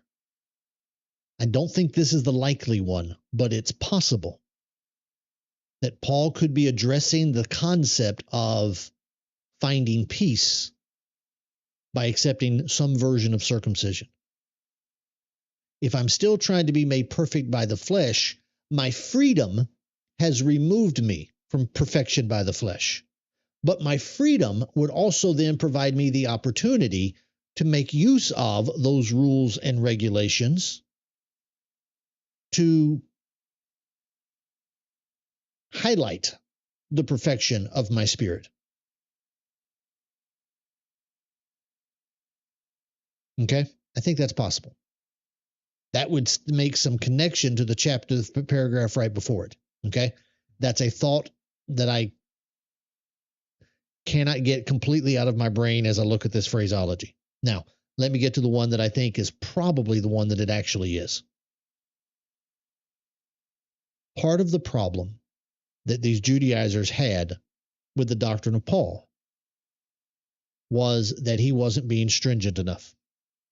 Okay, just like the Pharisees in Mark chapter 7, they see the disciples of Jesus eating some food and they say, how on earth are these disciples of yours, Jesus? How on earth are they not washing their hands all the time? We have an obligation to make sure that we don't do anything unclean. We need to make sure that we wash our hands all the time to make sure that we don't actually go too far and do something that's unclean. So they created all kinds of rules and regulations as stopping points, barricades, to stop you from getting to the unclean part. And Paul, they were hearing him say, well, you don't have to worry about all those barricades, all those speed bumps on the way to uncleanness. You just don't get unclean. And so he was removing all the speed bumps. In the Pharisaical mind, what that meant was that when you get there, or when you take all those speed bumps out of the way, it's just a straight run. You can just run straight to the uncleanness and you'll certainly go unclean. The way we stop from being unclean is to have all the speed bumps to slow us down and give us plenty of opportunities to stop. See, that's an elemental principle of the world. That's exactly how we handle those things. Okay? That's what we do to stop people from doing stupid stuff. We create all kinds of rules and regulations. Okay? Now they're hearing Paul say, no, don't worry about those things.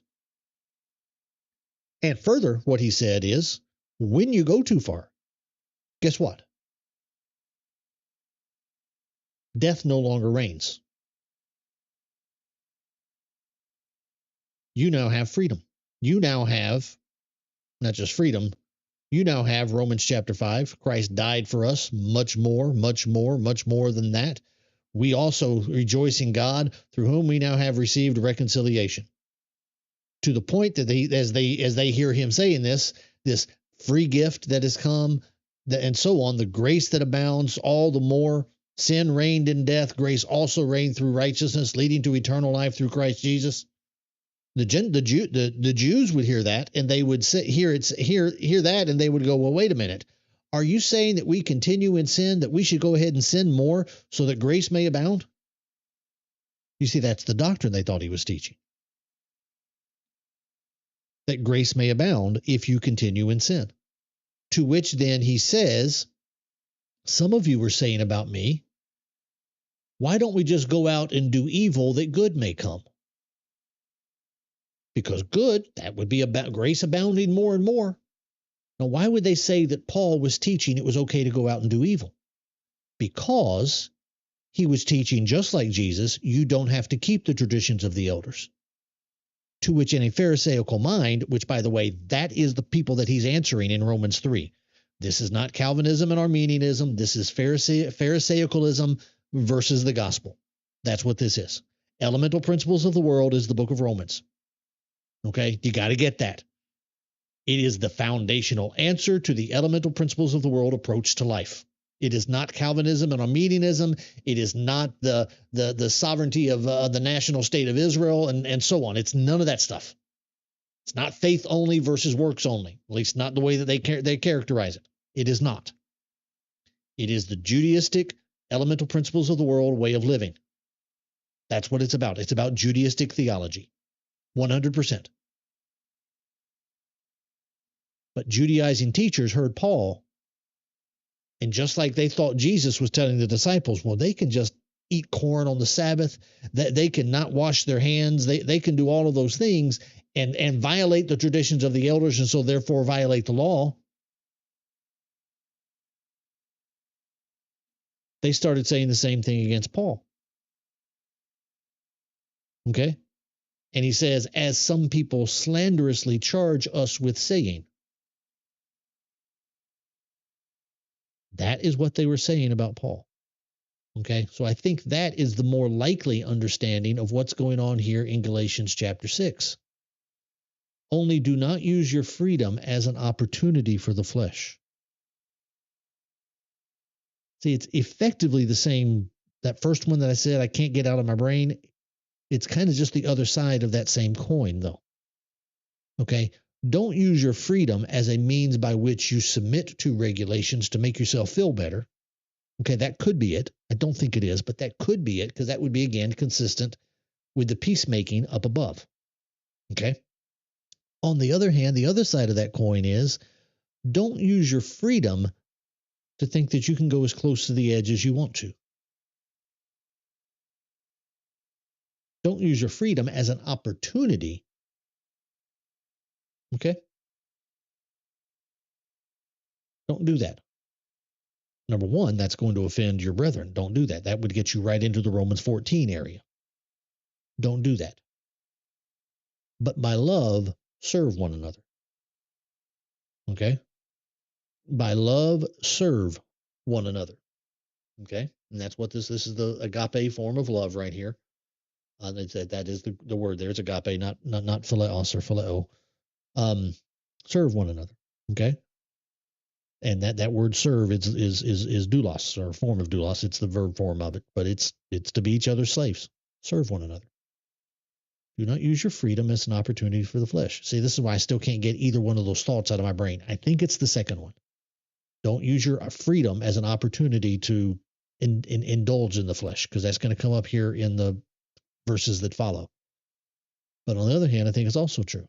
Don't use your freedom as an opportunity, because if he, I guess it depends if he's talking to the Judaizers or is he talking to the Galatians. Because if he's talking to a Judaizer, or at least somebody sympathetic to Judaistic theology, don't use your freedom as an opportunity to create rules and regulations. That would be effectively what the Pharisees were trying to lean upon somebody. They're trying to make their couples land and sea to make one proselyte. Don't do that. Okay. Nor, on the other hand, if you are a Galatian and you're coming out of a Greek background, a Roman background, and you just don't have the same sensitivities, Romans 14, don't, as Romans 14 says, look here, the one who eats honor, and so on and so forth. Each one should be fully convinced in his own mind. Where's the verse I'm looking for?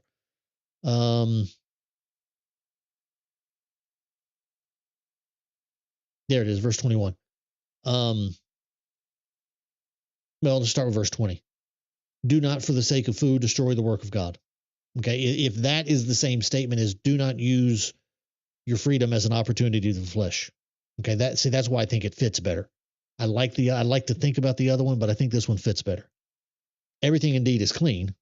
Okay, so you don't need all those rules and regulations. You don't need you gotta wash your hands every 3-minute rules. Okay, but it is wrong for anyone to make another stumble by what he eats. So you Gentile Galatians who have freedom, don't just run over the Judaizers. This is why this makes more sense. Don't run over the Judaizers. What should you do? Well, you should not do anything that causes your brother to stumble. Okay, if you have faith, keep it between yourself and God. If you think it's okay to not wash your hands, just keep it between yourself and God. Hey, but when you're in the company of a Judaizer, or you're in company with a Jewish Christian, probably not a Judaizer because that'd be different. But you're in company with somebody who's offended by that. Hey, wash your hands. When you're at home, don't worry about it. You don't have to. But if you're going to cause your brother to stumble, and by the way, that is not just an offense. Okay, I don't have to do something just because I'm on Romans 14 now, but I don't have to stop doing something just because it offends you. Okay, if it offends you, great. What I'm supposed to do is not make you stumble. That is different than just simply offending you. Okay, because if you're offended and you're just annoyed and you think, okay, fine, be that way. What he's talking about here is if you're eating that food that's offered to an idol in the presence of your brother, it's not that your brother is mad that you're eating it. That's none of his business. The problem is when you eat it, guess what he might do? If Verse 23, whoever has doubts is condemned if he eats. There's the stumbling. It is not that he got mad that you had something to eat. That's his business. Okay, that's his problem, not yours.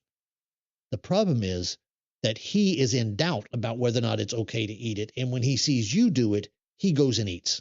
That's the offense. Okay? Get back here to Galatians.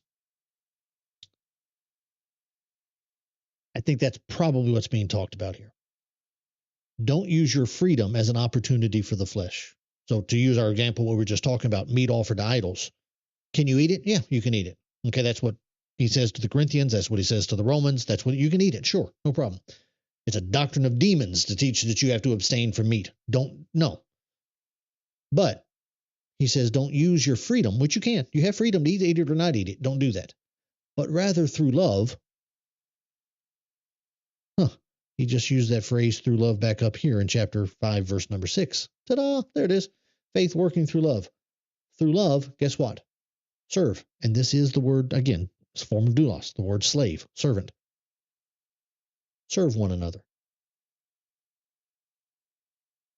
All right? Don't submit to them by way of thinking that you are imperfect or incomplete. However, love them enough, have enough agape love toward them, which is a love of service and respect, that you will be willing to serve them. For the whole law is fulfilled in one word. You shall love your neighbor as yourself. Okay, there it is. Second greatest commandment of the law. Jesus asked, what is the greatest commandment of the law? Love the Lord your God with all heart, soul, and mind. Second greatest commandment is like unto it. Love your neighbor as yourself. Which, by the way, again, when Jesus says that, okay, let me pull it up here. Cited from Leviticus 19:18, okay, and then of course,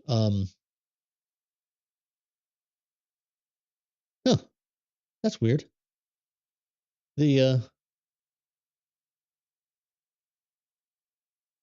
it's in Matthew. I was strange. I was expecting to find when I clicked on it the Matthew 22 reference.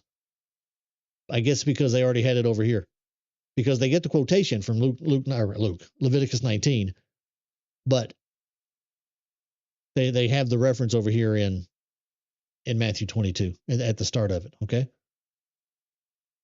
two greatest commandments: love the Lord God with all your heart, soul, and your mind. Okay, first and great commandment. Second is like it: you shall love your neighbor as yourself. Okay, when Jesus said those two things, verse 35 of Matthew 22, it is a lawyer that came up and asked him that. By a lawyer, we don't necessarily mean here like an attorney, like we think about. This is not, Morgan and Morgan trying to sue Jesus over a car wreck. That's not what's going on here. But this is somebody who is versed in the law, which would be the law of Moses. Effectively, he would then know rabbinical lore, tradition, and so on. Okay?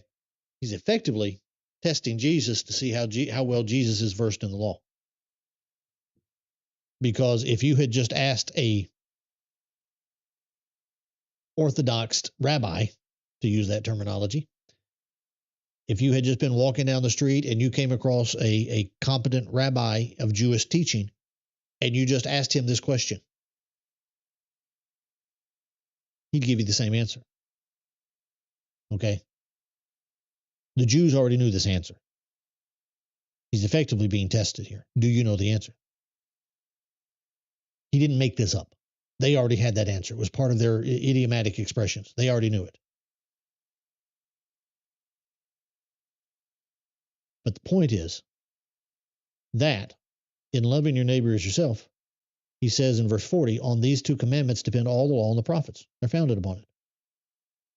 And why is that important? Well, back here in Galatians, we are in a discussion of,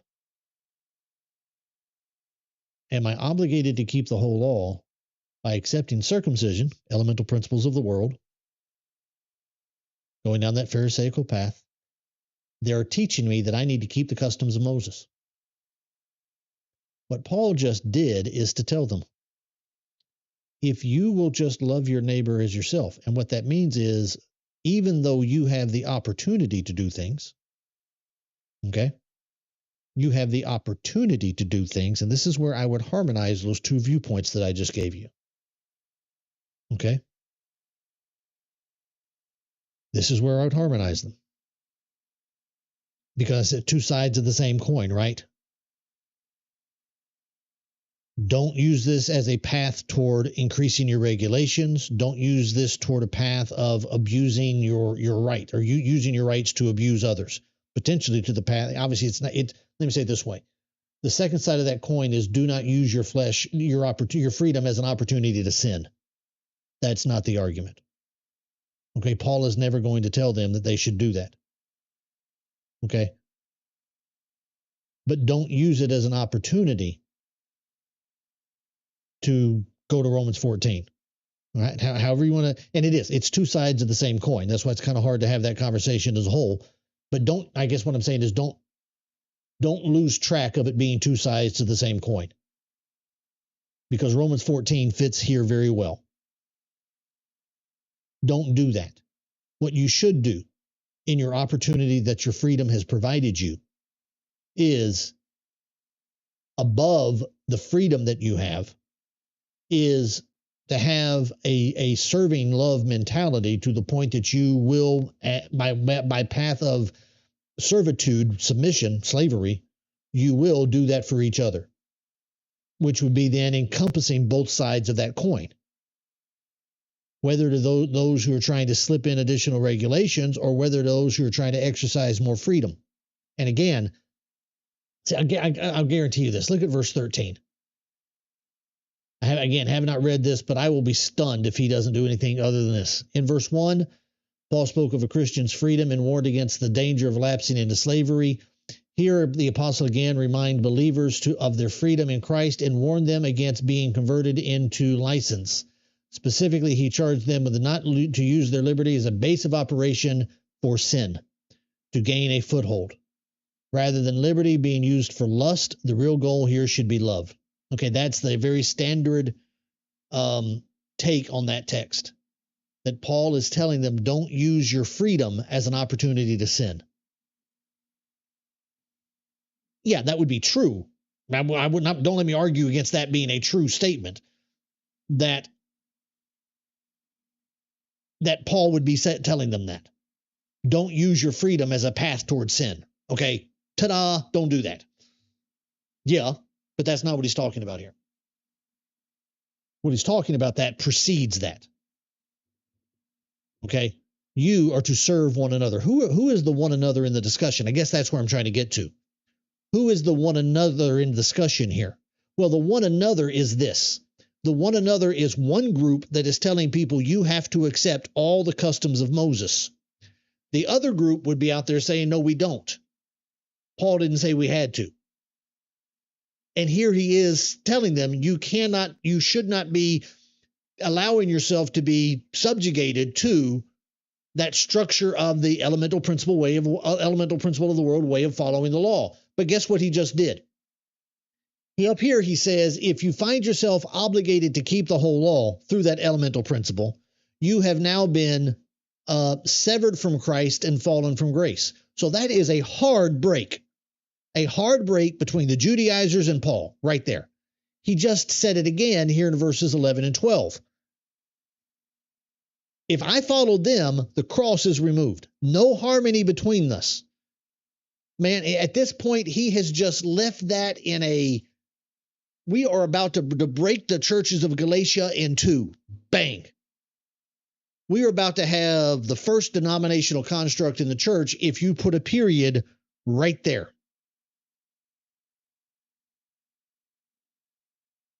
But the Apostle Paul is a man of learning and of great ability.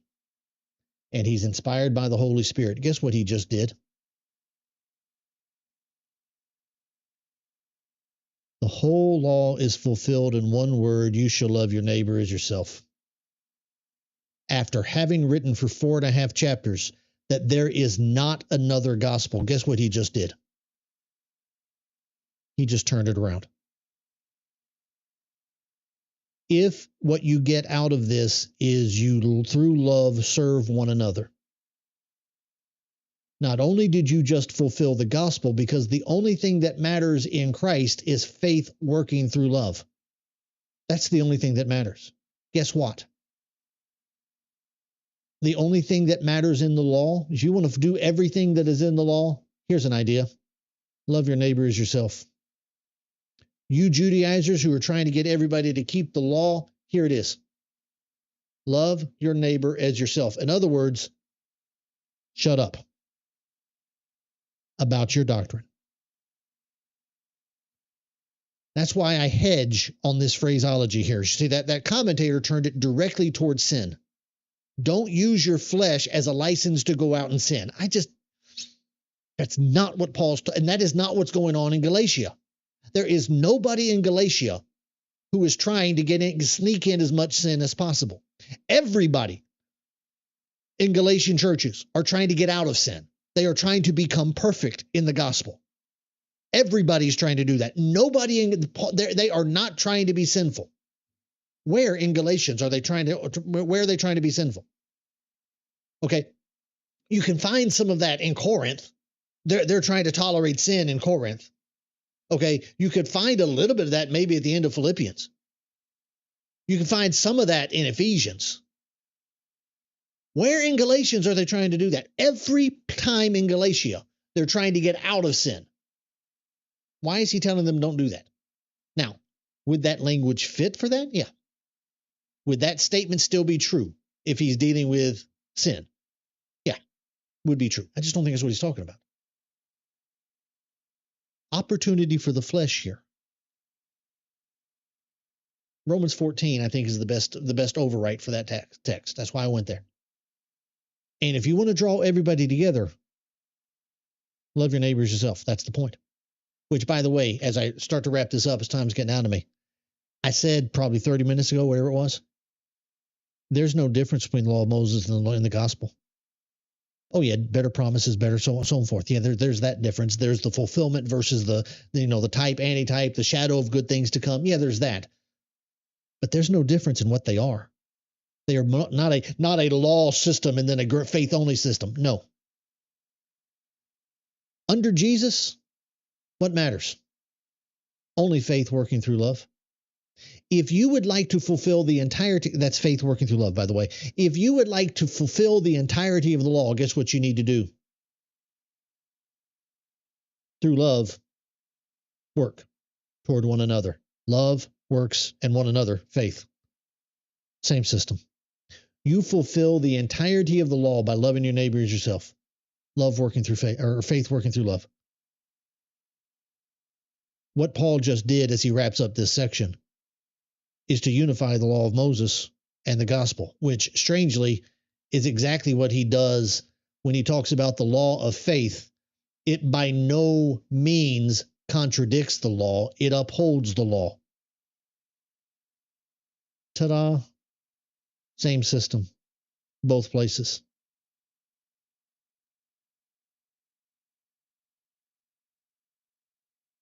And then down here, but if you bite and devour one another, watch out that you're not consumed by one another. You're going to tear up the church.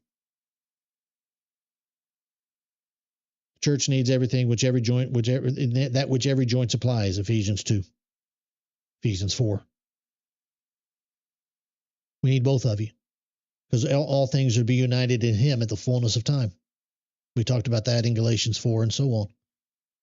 Okay? Now, you need to keep that also in context. I'll go back up to Galatians chapter 1, because this present evil age, we've talked about that at length. He's dealing with the tribulation that's coming onto the church. Guess what the church is going to need as that tribulation arises? It's going to need one another. And that tribulation is going to be based upon what? The division between, it's going to be based upon the Jews rebelling against Rome. That's actually going to be the thing that causes the battles to come into play. But it's going to be based upon the division Jew and Gentile in the church. Churches of Galatia want to survive everything that's coming. They got to get past this doctrinal problem. Anyway, time's up. Got to stop it right there. David, for the next study, how about another of the earliest books written, such as James or the Thessalonian letters? We could do that. James or the Thessalonian letters? I'll think about it. Been a while since I've taught either of those. Well, that's 3 books technically. Been a while since I've done either of those. Maybe so. I'll give it some thought. Anybody else got an idea? Let me know. And again, that's still 6 or 8 weeks away. Tuesday, we will pick up right here in verse number 16. And as I said in the introduction, this little section here is probably not one class. Okay. And for you who are regular viewers, you can probably take a nap. Because guess what we're going to be doing as we talk through these sections right here? We're going to be talking about the same stuff we've already talked about over and over again. And I need to, because this is such a commonly used text, particularly as you get to verses 19, the works of the flesh versus the fruit of the Spirit. It is such a commonly used text that I got a lot I got to deal with. Okay. Just do. So anyway, that's where we'll be starting Tuesday. We'll talk about walking by the Spirit there in verse number 16. So as always, I thank you all for being here. Had a good crowd, lots of comments. I think I got to most of the comments anyway. Appreciate y'all's participation in the class. Look forward to being back here with you, as I said, on Tuesday. Until then, as always, it's my prayer that you will go out and make your day a great one for God. Have a good day, everybody.